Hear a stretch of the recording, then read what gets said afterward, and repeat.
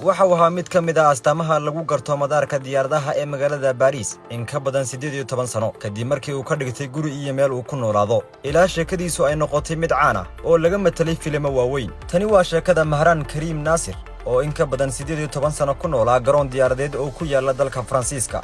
Mahran Karim waxa uu sanadkii 1942 ku dhashay tuulo ku taala dalka Iran. sheekadiisa ayaa noqotay mid si weyn looga bartay dunida ilaa laga jilay filimo caan ah. markii ugu horreysay waxa uu safray Yurub isagoo oo raadinaya hooyadii.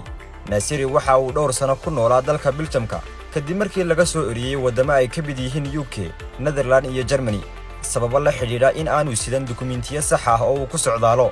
sanadkii 1988 ayuu aaday dalka Faransiiska isagoo ku sii jeeda dalka Ingiriiska. hase ahaatee waxa garoonka diyaaradaha ee magaalada Paris lagaga xaday shandad uu sitay oo ay ku jireen warqadihiisa dhalashada iyo sharciyadii uu ku safrayay, iyadoo markaasi ay ku adkaatay in dhinacna uu u dhaafo garoonka Paris.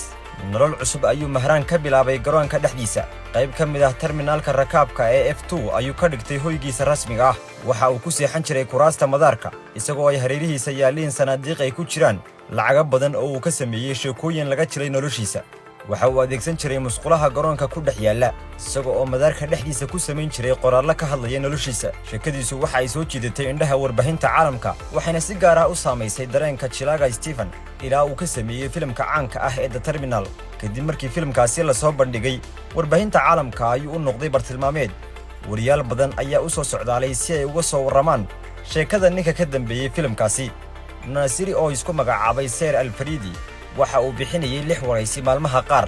sanadkii 1999 dawladda Faransiiska ayaa siisay sharci qaxoontinimo ah iyo inuu ku sii sugnaado Faransiiska, balse arrinkaasi ma uu qaadan oo wuxuu ku sii sugnaaday garoonka diyaaradaha ilaa 2006. Nasiri waxa soo wajahay xanuun daran waxaana loo qaaday isbitaal si loo soo dabiibo.